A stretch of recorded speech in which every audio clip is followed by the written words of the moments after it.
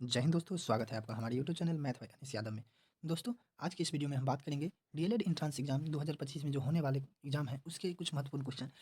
DElEd entrance exam में total question की बात कर ले तो 120 मार्क्स का होता है, जिसमें 25 मार्क्स का मैथ और 25 मार्क्स का हिंदी हिंदी ठीक है, 25 मार्क्स का हिंदी, 20 मार्क्स का जीएस, 20 मार्क्स का जीके और 10 मार्क्स का रीजनिंग होता है और 20 मार्क्स का आपका इंग्लिश होता है। तो दोस्तों, इसका सिलेबस कुछ इस तरह से है। आइए हम लोग बात करते हैं 2023 में पूछे हुए क्वेश्चन, जीके का कुछ महत्वपूर्ण क्वेश्चन जो कि 2023 में पूछ चुका है, इसको बहुत बारीकी तरह से एक्सप्लेन करते हैं। दोस्तों, पहला क्वेश्चन है हमारा, विधान परिषद की स्थापना को भारत के संविधान के किस अनुच्छेद में परिभाषित किया गया है। तो आपको बता दें कि बिहार का जो विधानमंडल है, विधानमंडल का अनुच्छेद 168 में दर्शाया गया है। 68 में, 169 में बिहार के विधान परिषद का स्थापना है, 169 में विधान परिषद का स्थापना है और 170 में विधानसभा का स्थापना है। किसका सभा है? विधानसभा का। और वहीं बात कर ले 175 में क्या है? 175 में राज्य के सदन को संबोधित करने का है, सदन को संबोधित करता है। अनुच्छेद 170, अनुच्छेद 170 विधानसभा को गठन से संबंधित है और 169 में विधान परिषद की स्थापना है, जो आपका सही आंसर हो गया। और 172 में क्या है, इसका भी जानकारी हम ले लें। 172 में विधायक का कार्यकाल, कार्यकाल के बारे में 172 में है। आइए अगले क्वेश्चन की ओर चलते हैं। अगला क्वेश्चन है, प्राथमिक ऊर्जा का उदाहरण नहीं है। तो दोस्तों, इसमें बात करते हैं कि प्राथमिक ऊर्जा है क्या। प्राथमिक ऊर्जा वैसे ऊर्जा को कहते हैं जो प्राकृतिक से उत्पादित किया जाता है। तो विद्युत प्राकृतिक से उत्पादित हो नहीं सकता, इसलिए प्राथमिक ऊर्जा का उदाहरण नहीं है। आपका सही आंसर हो जाएगा विद्युत। अगला क्वेश्चन है, तेलुगु स्वाभिमान का नारा किस राज्य में दिया गया है। तो आपको बता दें, तेलुगु स्वाभिमान का नारा किस राज्य में दिया गया है? यह आंध्र प्रदेश में दिया गया है। आंध्र प्रदेश में दिया गया है। कब दिया गया है? 1983 में तेलुगु देशम पार्टी के द्वारा, तेलुगु देशम पार्टी का जो विधानसभा का चुनाव था, वहाँ पे उसके सदस्य थे, उसके तेलुगु देशम के नेता टी रामाराव टी रामाराव के द्वारा दिया गया था आंध्र प्रदेश में। इसके फलस्वरूप वहाँ के राजा, वहाँ के तेलुगु देशम पार्टी के नेता के फलस्वरूप उसे विधानसभा चुनाव में जीत हुआ। तो किस राज्य में दिया गया था? आपका सही आंसर हो गया आंध्र प्रदेश। क्या हो गया? आंध्र प्रदेश। आइए अगले क्वेश्चन की ओर चलते हैं। अगला क्वेश्चन है, 2011 की जनगणना के अनुसार भारत में कितनी प्रतिशत आबादी द्वितीय कार्य में लगी थी। तो बता दें, 2011 की जनगणना के अनुसार भारत में कुल द्वितीय कार्य में लगी आबादी की जनसंख्या थी 0.243। 0.243। आइए जनगणना के बारे में कुछ जानकारी कर लेते हैं। 2011 की जनगणना के अनुसार भारत का साक्षरता दर 74% था। कितना था? 74%। और 2011 की जनगणना के अनुसार भारत का सबसे बड़ा राज्य यूपी था। जनगणना के हिसाब से 2011 में सबसे बड़ा राज्य यूपी था। आइए जनगणना सबसे पहले जो शुरू हुआ था 1872 में शुरू हुआ था। उस समय वाइसराय कौन था? लॉर्ड मियो। याद रखिएगा दोस्तों, लॉर्ड मियो।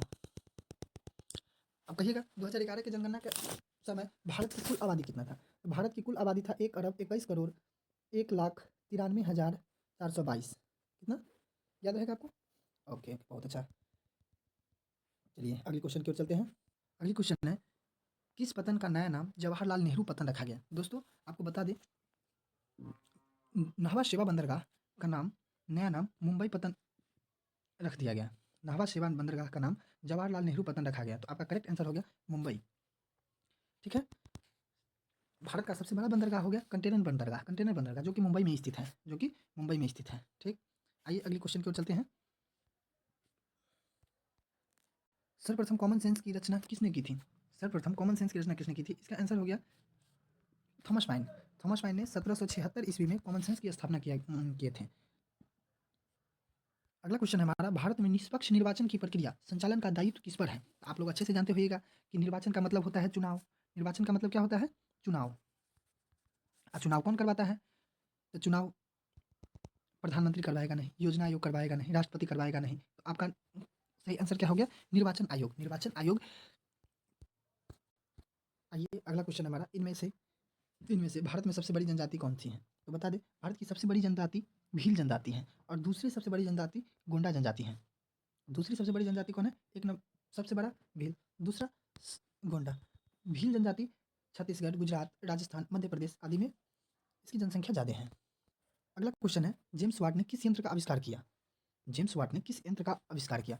आपको याद होगा कि जेम्स वाट वाष्प इंजन का आविष्कार किए थे। ठीक, फ्लाइंग शटल किसका आविष्कार किया? फ्लाइंग शटल क्या है? फ्लाइंग शटल कपड़ा बिनने का एक मशीन है, कपड़ा बिनने का एक मशीन है। सेफ्टी लैंप का याद होगा, सेफ्टी लैंप का आविष्कार हम्फ्री डेवी के द्वारा किया गया था। हम्फ्री डेवी के द्वारा किया गया था, हम्फ्री डेवी। ठीक है,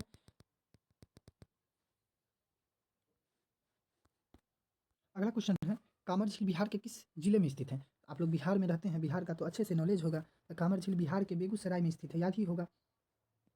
और इस झील को पक्षी विहार का दर्जा 1987 में दिया गया था। 1987 में दिया गया था। कब दिया गया था? 1987 में। ये अगले क्वेश्चन की ओर चलते हैं। अगला क्वेश्चन है, भारत के प्रथम चुनाव आयुक्त कौन थे? प्रथम चुनाव आयुक्त शिवकुमार सेन थे। क्या थे? शिवकुमार सेन, याद रखिएगा। आइए अगले क्वेश्चन की ओर चलते हैं। अगला क्वेश्चन है, द्वितीय विश्व युद्ध में धुरी राष्ट्र में कौन सा देश शामिल नहीं था? तो आपको याद होगा कि द्वितीय विश्व युद्ध 1939 से 1945 तक चला था। कब तक चला था? इसमें कौन सा देश शामिल नहीं था? इसमें कौन सा देश शामिल नहीं था? तो आपको याद होगा सोवियत संघ रसिया इसमें शामिल नहीं था।